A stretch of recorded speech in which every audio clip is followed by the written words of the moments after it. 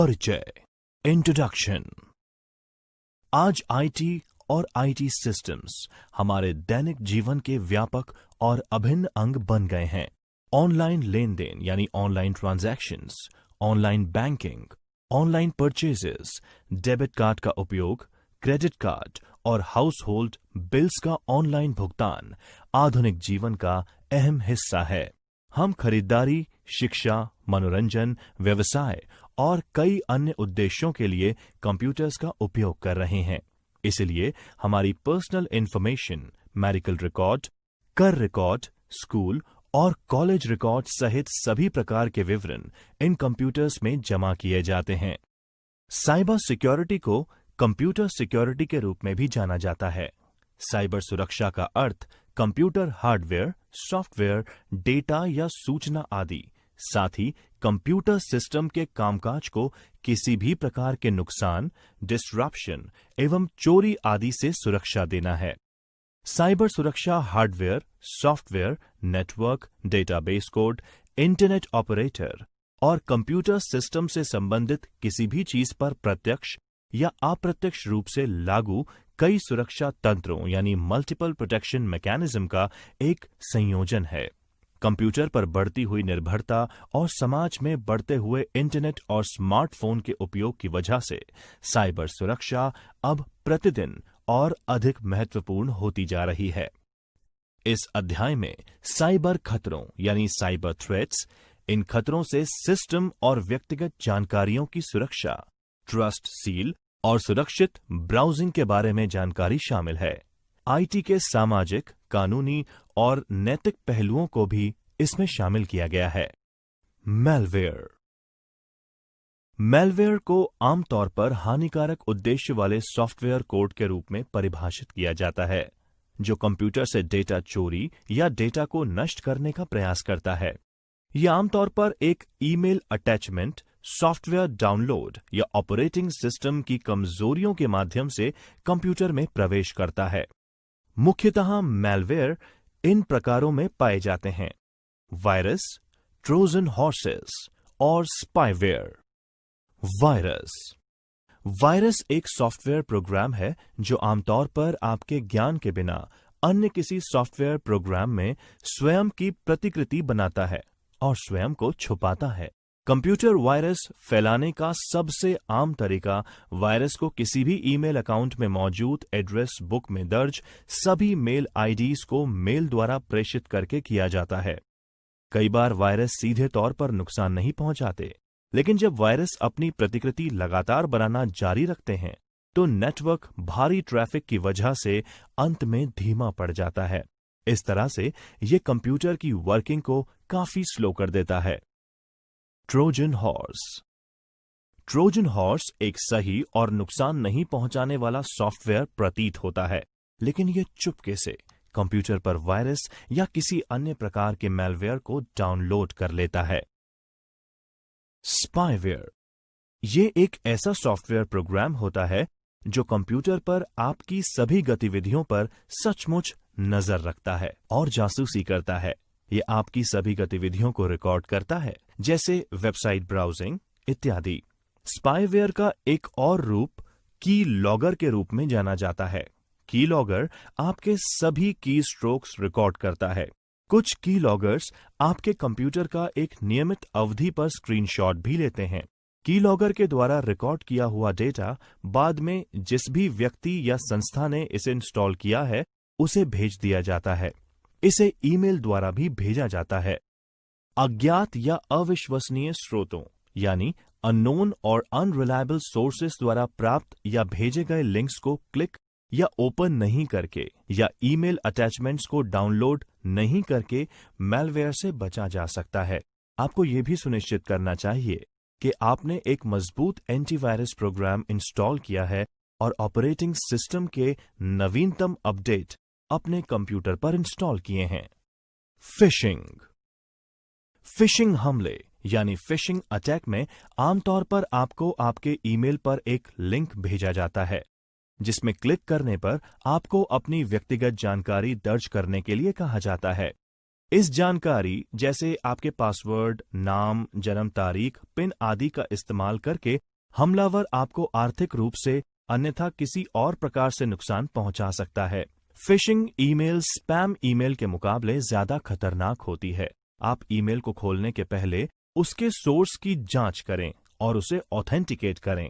अगर आपको ऐसा लगता है कि ईमेल भेजने वाले के बारे में आपको कोई जानकारी नहीं है, तो आप उस ईमेल को ओपन ही ना करें। ऐसा करके आप फिशिंग अटैक को रोक सकते हैं। पासवर्ड हमले, पासवर्ड अटैक्स। पासवर्ड अटैक में कोई अनजान व्यक्ति आपके सिस्टम या ईमेल खातों या बैंकों के ऑनलाइन खातों तक पहुंचने का प्रयास करता है, जिससे आपका पासवर्ड क्रैक किया जा सके। ये आमतौर पर अटैकर द्वारा अपने मशीन पर एक एल्गोरिथम या सॉफ्टवेयर का उपयोग करके किया जाता है, जहां हमलावर आपका पासवर्ड पता करने की लगातार कोशिश करता है। आप इस तरह के हमले को रोकने के लिए अपना पासवर्ड नियमित रूप से बदलें। इसके अलावा ऐसा पासवर्ड रखें जिसका अनुमान लगाना मुश्किल हो।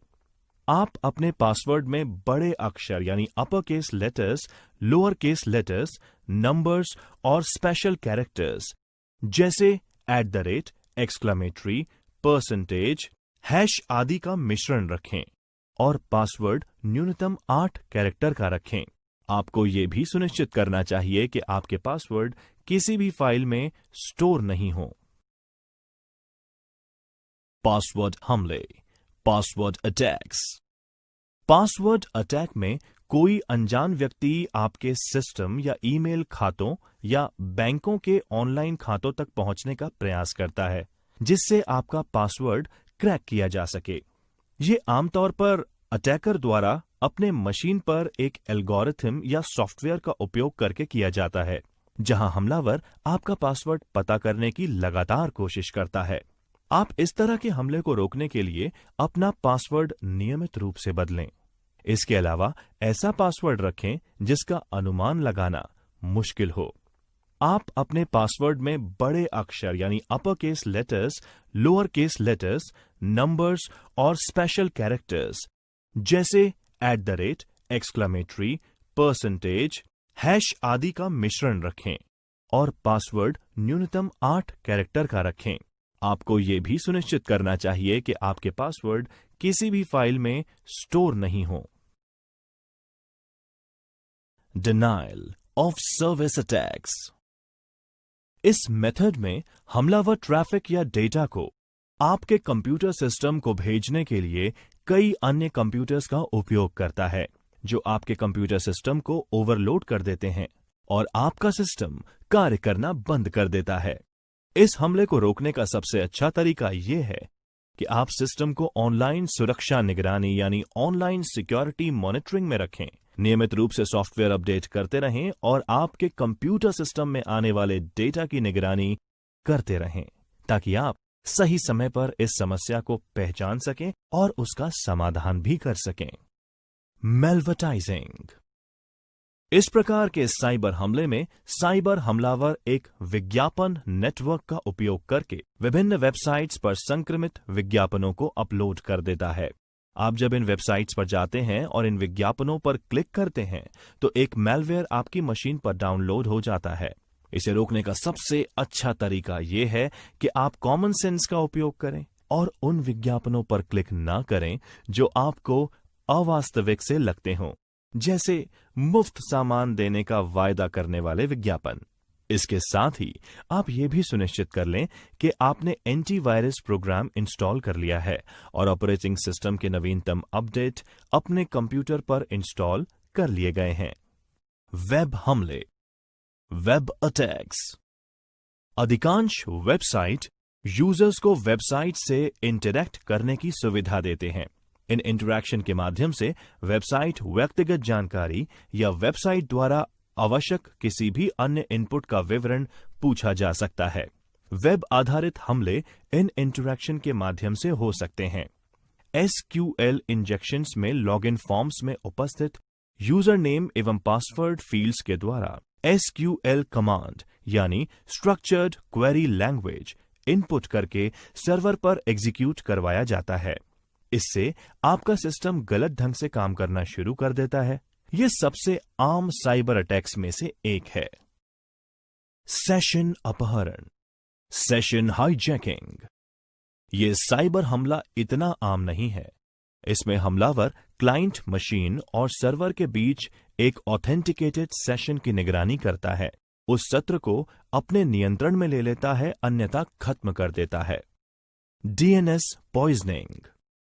जैसा कि आपको पहले बताया गया है, डीएनएस यानी डोमेन नेम सर्वर डोमेन नामों जैसे www.rkcl.in को कंप्यूटर और रूटर समझने वाली भाषा आईपी एड्रेस में तब्दील कर देता है। डीएनएस पॉइजनिंग द्वारा इस प्रोसेस के साथ छेड़छाड़ की जाती है और ट्रैफिक को किसी अवैध वेबसाइट पर प्रेषित कर दिया जाता है। इसके द्वारा प्राय आपकी व्यक्तिगत जानकारी चुरा ली जाती है। त्वरित समीक्षा। साइबर सुरक्षा यानी साइबर सिक्योरिटी क्या है? साइबर सुरक्षा खतरों यानी सुरक्षित ब्राउजिंग की आदतें और मेलिंग शिष्टाचार, secure browsing habits and mailing etiquettes. आपकी कंपनी का ईमेल निजी नहीं है। Your companies email is not private. यदि आप किसी कंपनी में काम कर रहे हैं तो संभावना है कि आपके ईमेल संदेशों की निगरानी की जा रही है। इसलिए केवल कंपनी उद्देश्यों के लिए ही आपकी कंपनी के ईमेल का उपयोग करें। अगर आपको निजी तौर पर ईमेल करने की आवश्यकता है तो आप अपना निजी ईमेल अकाउंट जीमेल या याहू इत्यादि पर बना सकते हैं। अपने ईमेल हस्ताक्षर का प्रयोग करें। Use a signature with your contact information. आपको अपना ईमेल हस्ताक्षर यानी ईमेल सिग्नेचर का उपयोग करना चाहिए, जिसका इस्तेमाल ईमेल भेजने और जवाब देने के दौरान किया जाता है। आपके ईमेल हस्ताक्षर में आपका नाम, पदनाम, कंपनी का नाम, संपर्क नंबर, ईमेल पता, वेबसाइट आदि का लिंक शामिल हो सकता है। स्पेल चेकर का प्रयोग करें। Use spell checker. अशुद्ध शब्दों यानी मिस स्पेल वर्ड्स का प्रयोग, खराब व्याकरण या बैड ग्रामर या विराम चिन्ह, पंक्चुएशन आप और आपकी कंपनी की छवि को नकारात्मक कर सकते हैं। इसलिए आपको सेटिंग्स में स्पेल चेकर को हमेशा चालू रखना चाहिए और मेल भेजने से पहले मेल को स्पेल चेकर से स्कैन करना सुनिश्चित करना चाहिए। आईटी के सामाजिक, कानूनी और नैतिक पहलू। Social, legal and ethical aspects of IT.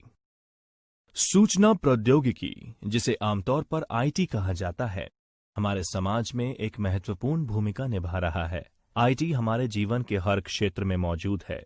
घरों से कार्यालयों तक, सामान्य स्टोरों से बड़े संगठनों में, गैर सरकारी संगठनों और सरकारी विभागों में और इसी तरह कई और स्थानों पर आईटी और आईटी सक्षम सेवाएं यानी आईटी एनेबल सर्विसेज बहुत तेज गति से बढ़ रही हैं।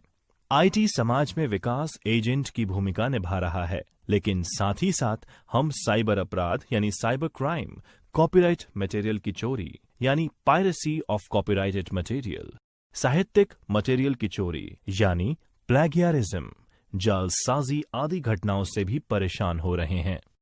सोशल नेटवर्किंग के बढ़ते गहरे प्रभाव की वजह से जहां एक तरफ लोग अपने करीबी लोगों के साथ जुड़ते जा रहे हैं, वहीं दूसरी तरफ साइबर अपराधी यानी साइबर क्रिमिनल्स सामाजिक इंजीनियरिंग यानी सोशल इंजीनियरिंग के जरिए लोगों की कीमती जानकारी प्राप्त करके उन्हें नुकसान पहुंचाने की रणनीति तैयार कर रहे हैं। डिजिटल साक्षरता यानी डिजिटल लिटरेसी में वृद्धि के कारण हम साइबर अपराधों में भारी वृद्धि देख रहे हैं। हालांकि सरकार इन स्थितियों से निपटने के लिए अपने कानूनी ढांचे यानी लीगल फ्रेमवर्क में आवश्यक सुधार कर रही है एवं दिशा निर्देश बना रही है। हमारी संस्थाएं, कंपनीज और फर्म आईएसओ यानी इंटरनेशनल ऑर्गेनाइजेशन फॉर स्टैंडर्डाइजेशन की अंतर्राष्ट्रीय आवश्यकताओं और दिशा निर्देशों को पूरा करने के लिए खुद को तैयार कर रही हैं। आईएसओ 27001 अंतर्राष्ट्रीय साइबर सुरक्षा मानदंड यानी इंटरनेशनल साइबर सिक्योरिटी स्टैंडर्ड है, जो एक सूचना सुरक्षा प्रबंधन प्रणाली यानी इंफॉर्मेशन सिक्योरिटी मैनेजमेंट सिस्टम की स्थापना, कार्यान्वयन, संचालन, निगरानी, समीक्षा, रखरखाव और सुधार के लिए एक मॉडल प्रदान करता है। भारत में आईटी के लिए कानूनी ढांचा, legal framework for IT in India. भारतीय आईटी अधिनियम 2000 यानी इंडियन आईटी एक्ट 2000। ये भारत में साइबर अपराध और इलेक्ट्रॉनिक कॉमर्स से संबंधित प्राथमिक कानून यानी प्राइमरी लॉ है। ये अधिनियम इलेक्ट्रॉनिक अभिलेखों और डिजिटल हस्ताक्षरों को मान्यता देकर इलेक्ट्रॉनिक प्रशासन के लिए कानूनी रूपरेखा यानी legal framework for electronic governance प्रदान करता है। यह साइबर अपराधों और उनके लिए निर्धारित दंड यानी पेनल्टीज भी परिभाषित करता है। धारा 65 सेक्शन 65 कंप्यूटर सोर्स कोड के साथ छेड़छाड़ यानी टैंपरिंग। धारा 66 हैकिंग और कंप्यूटर अपराध। धारा 43 इलेक्ट्रॉनिक अभिलेखों यानी इलेक्ट्रॉनिक रिकॉर्ड्स के साथ छेड़छाड़ करना। धारा 67 इलेक्ट्रॉनिक रूप में अश्लील यानी ऑब्सीन जानकारी छापना। भारतीय कॉपीराइट अधिनियम 1957, इंडियन कॉपीराइट एक्ट 1957। यह कॉपीराइट अधिनियम ये निर्धारित करता है कि कोई भी व्यक्ति जो जानबूझकर कंप्यूटर प्रोग्राम की एक अवैध प्रति यानी illegal copy of computer program बनाता है, ये पनिशेबल होगा। कंप्यूटर प्रोग्राम्स हेतु कॉपीराइट प्रोटेक्शन उपलब्ध है, लेकिन कोई पेटेंट प्रोटेक्शन नहीं है। भारतीय दंड संहिता इंडियन पीनल कोड। धारा 406 विश्वासघात का अपराध। धारा 420 धोखाधड़ी और बेईमानी, बोगस वेबसाइट, साइबर धोखाधड़ी। भारतीय संविदा अधिनियम 1872, इंडियन कॉन्ट्रैक्ट एक्ट 1872 कॉन्ट्रैक्ट के उल्लंघन, क्षति और अनुबंध के विशिष्ट प्रदर्शन के मामले में उपचार प्रदान करता है। आज सूचना प्रौद्योगिकी के क्षेत्र में नवाचार समाज के विभिन्न क्षेत्रों में व्यापक प्रभाव डाल रहा है और नीति निर्माता यानी पॉलिसी मेकर्स आर्थिक उत्पादकता यानी इकोनॉमिक प्रोडक्टिविटी, बौद्धिक संपदा यानी इंटेलेक्चुअल प्रॉपर्टी अधिकार, गोपनीयता संरक्षण यानी प्राइवेसी प्रोटेक्शन और सूचनाओं की उपलब्धता और पहुंच की समस्याओं से जुड़े मुद्दों पर काम कर रहे हैं। अभी किए जा रहे प्रयासों एवं हमारे द्वारा चुने गए विकल्पों के बाद में स्थायी परिणाम होंगे, लेकिन साथ ही उनके सामाजिक और आर्थिक प्रभावों यानी सोशल एंड इकोनॉमिक इम्पैक्ट्स पर ध्यान दिया जाना चाहिए। सूचना प्रौद्योगिकी में नैतिकता यानी एथिक्स और नैतिक आचार संहिता यानी एथिकल कोड ऑफ कंडक्ट की बहुत आवश्यकता महसूस की जा रही है। नैतिकता ये निर्धारित करती है कि एक व्यक्ति के लिए क्या अच्छा है, समाज के लिए क्या अच्छा है और इसके हिसाब से लोगों द्वारा किए जाने वाले कार्यों एवं कर्तव्यों को स्थापित करती है। आईटी या कंप्यूटर एथिक्स में पेशेवर नैतिकता के बारे में बताया गया है, जिसमें कंप्यूटर प्रोफेशनल अपने पेशे के भीतर अच्छे अभ्यासों द्वारा नैतिकता के मानदंडों को लागू करते हैं। आईटी में नैतिक प्रथाओं यानी एथिकल प्रैक्टिसेस का उपयोग आईटी के कानूनी और सामाजिक पहलुओं को मजबूत करने और आईटी और आईटी सक्षम सेवाओं का आदर्श उपयोग ideal use of IT and IT enable services करने में मदद करेगा, जिससे साइबर अपराधों यानी साइबर क्राइम्स को भी रोकने में मदद मिलेगी। त्वरित समीक्षा। एक उचित ईमेल या प्रॉपर ईमेल लिखने के लिए किन बातों का ध्यान रखना चाहिए? आईटी के लिए कानूनी ढांचे यानी लीगल फ्रेमवर्क क्या है? कैसे सुरक्षित वेबसाइट्स या पोर्टल्स को पहचानें?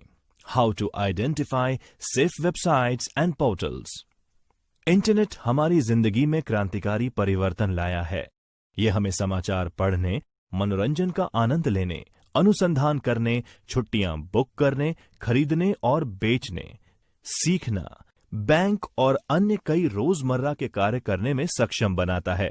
हालांकि ऑनलाइन कार्य करने के साथ कई खतरे भी जुड़े होते हैं। ये खतरे मैलिशियस वेबसाइट्स पर जाने से या आपकी व्यक्तिगत जानकारी के लीक होने से हो सकते हैं। दुर्भावनापूर्ण, आपराधिक या अनुपयुक्त वेबसाइट्स, मैलिशियस, क्रिमिनल और इनएप्रोप्रिएट वेबसाइट्स पर जाने के ये जोखिम हो सकते हैं। वायरस और स्पाईवेयर, सामूहिक रूप से मेलवेयर के रूप में जो जाना जाता है। फिशिंग, जो आपके व्यक्तिगत या वित्तीय जानकारी प्राप्त करने के लिए डिजाइन किया गया है और संभवतः आपकी पहचान चुरा सकता है। नकली खरीदारी, बैंकिंग, दान, डेटिंग, सोशल नेटवर्किंग, गेमिंग, जुआ और अन्य वेबसाइट्स के द्वारा धोखाधड़ी। कॉपीराइट उल्लंघन, कॉपीराइट संरक्षित सॉफ्टवेयर, वीडियो, संगीत, फोटो या दस्तावेजों को कॉपी या डाउनलोड करना, अप्रत्याशित अनुपयुक्त सामग्री यानी अनएक्सपेक्टेड इनअप्रोप्रिएट कंटेंट का प्रकट होना। जब आप इंटरनेट का उपयोग करते हैं तो आपका ब्राउजर, उदाहरण के लिए internet explorer, opera, Chrome, safari या फायरफॉक्स, आपके द्वारा विजिट की गई सभी वेबसाइट्स का एक रिकॉर्ड रखता है जिसे हिस्ट्री कहते हैं। जब आप इंटरनेट का उपयोग करते हैं तो आपके द्वारा देखी जाने वाली वेबसाइट्स आपके इंटरनेट सेवा प्रदाता यानी इंटरनेट सर्विस प्रोवाइडर और ब्राउजर प्रोवाइडर को विजिबल होती है। इसलिए एक वास्तविक वेबसाइट को क्लोन करना संभव है। एक वेबसाइट ब्राउज करते समय आपको दुर्भावनापूर्ण, आपराधिक या अनुचित वेबसाइट्स, मैलिशियस, क्रिमिनल और इनएप्रोप्रिएट वेबसाइट से दूर रहना चाहिए ताकि आपकी वेब सर्फिंग सुरक्षित हो और आपको नुकसान ना हो। आप दुर्भावनापूर्ण वेबसाइट्स यानी मैलिशियस वेबसाइट्स की पहचान के लिए निम्नलिखित दिशा निर्देशों का पालन कर सकते हैं। आपको आपकी समझ, इंस्टिंक्ट्स और व्यवहारिक ज्ञान यानी कॉमन सेंस का प्रयोग करते हुए ब्राउजिंग करनी चाहिए। वेबसाइट पर दिए गए पते, फोन नंबर और ईमेल की जांच करें और पता करें कि ये सही लग रहे हैं या नहीं। अगर आपको संदेह होता है तो आप प्रामाणिकता स्थापित करने के लिए वहां पर ईमेल या कॉल कर सकते हैं। वेबसाइट के वेब एड्रेस को देखें, जांच करें और उसकी स्पेलिंग सही है या नहीं।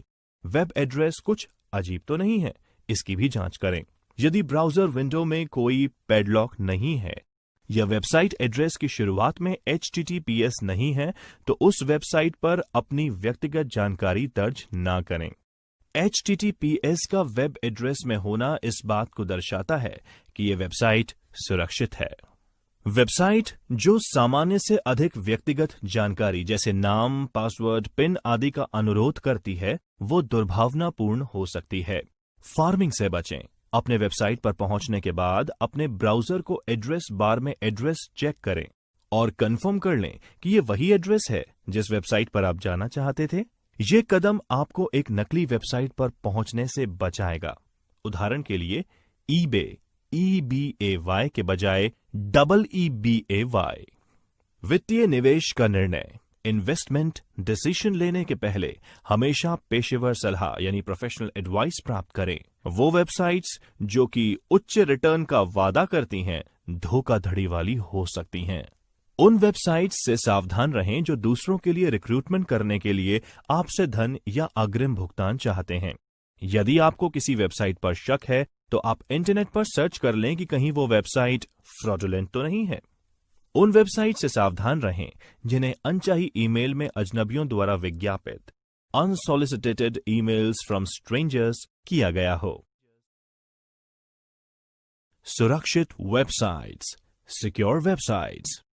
वेबसाइट पर अपने व्यक्तिगत या निजी जानकारी जैसे password, debit card, credit card और पिन आदि एंटर करने से पहले आप ये सुनिश्चित कर लें कि वेबसाइट सुरक्षित है।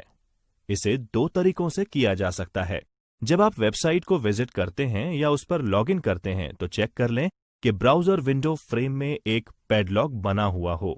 यह भी सुनिश्चित करें कि यह पैडलॉक पूरी वेबसाइट पर लागू है और सिर्फ एक पेज पर नहीं, अन्यथा यह वेबसाइट एक फ्रॉडुलेंट वाली साइट हो सकती है। वेब पते को HTTPS के साथ शुरू होना चाहिए, जिसमें S का अर्थ है सिक्योर। ये दोनों ये आश्वस्त करते हैं कि वेबसाइट के पास एक डिजिटल प्रमाण पत्र है जिसे एक विश्वसनीय तृतीय पक्ष ट्रस्टेड थर्ड पार्टी द्वारा जारी किया गया है, जैसे वेरीसाइन या थॉट। इसका अर्थ है कि वेबसाइट से ऑनलाइन प्रसारित की गई जानकारी को एन्क्रिप्ट किया गया हो तथा थर्ड पार्टीज द्वारा बीच में रोकने यानी इंटरसेप्ट और चोरी होने से सुरक्षित किया गया है। ऐसी वेबसाइट जिन्हें आप नहीं जानते उनका उपयोग करते समय एक विस्तारित सत्यापन यानी एक्सटेंडेड वैलिडेशन या EVSSL प्रमाण पत्र देखें, जो इंगित करता है कि प्रमाण पत्र जारी करने वाली एजेंसी ने वेबसाइट के ओनर की पूरी तरह से जांच की है।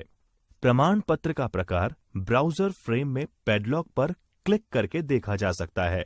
क्लिक करने पर एक पॉपअप खुलेगा जिसमें सारी जानकारी होगी।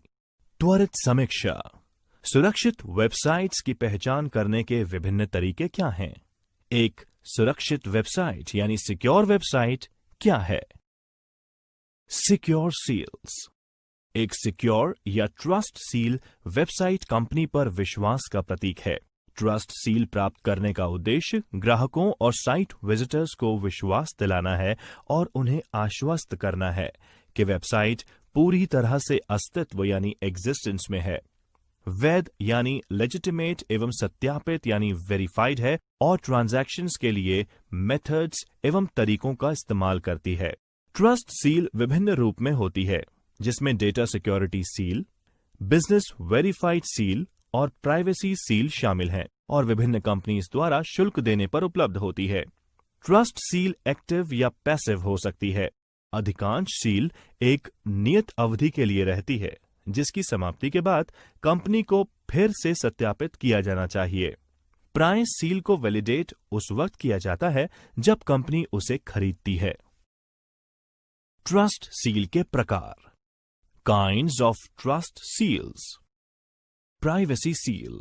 एक प्राइवेसी सील एक कंपनी के अच्छे प्राइवेट प्रैक्टिस का अनुमोदन करती है और इंगित करती है कि कंपनी बहुत ऊंचे स्तर की प्राइवेट प्रोटेक्शन मानकों का इस्तेमाल करती है। ये कंपनी को उन प्राइवेट खतरों से भी अवगत कराती है जो कंपनी अपने स्तर पर पहचान नहीं पाती। Business practice seal. ये सील है जो किसी बिजनेस के परिचालन यानी ऑपरेशनल प्रैक्टिस का अनुमोदन करती है, जैसे कंपनी के उत्पाद या सेवाओं के लिए की जाने वाली गुणवत्ता प्रणालियां यानी क्वालिटी प्रैक्टिसेस। ये विशेष रूप से ऑनलाइन खुदरा विक्रेताओं यानी ऑनलाइन रिटेलर्स में काफी पॉपुलर है। व्यापार पहचान सील। Business identity seal. एक बिजनेस आइडेंटिटी यानी व्यवसायिक पहचान सील, जिसे एक वेरीफाइड एग्जिस्टेंस यानी सत्यापित अस्तित्व सील भी कहा जाता है।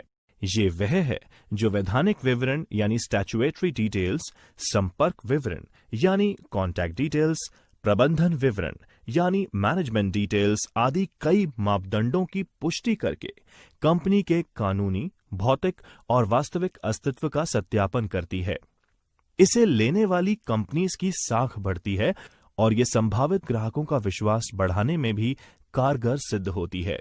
एक सत्यापित ट्रस्ट सील यानी वेरीफाइड ट्रस्ट सील देने वाली कंपनी पूरी मेहनत एवं परिश्रम से ही किसी भी बिजनेस को सत्यापित करती है। सुरक्षा सील। Security seals. Security trust seal trust seal सत्यापन यानी ट्रस्ट सील वेरिफिकेशन का सबसे लोकप्रिय प्रकार है।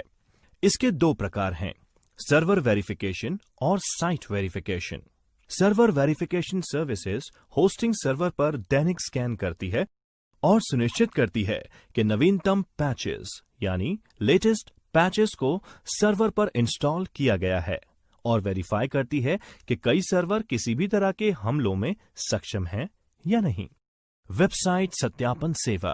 वेबसाइट वेरिफिकेशन सर्विसेज जांच करके ये सुनिश्चित करती है कि ग्राहकों को सामान्य परिस्थितियों में सामान्य खतरों यानी cross site scripting, XSS, SQL injection से सुरक्षित किया गया है।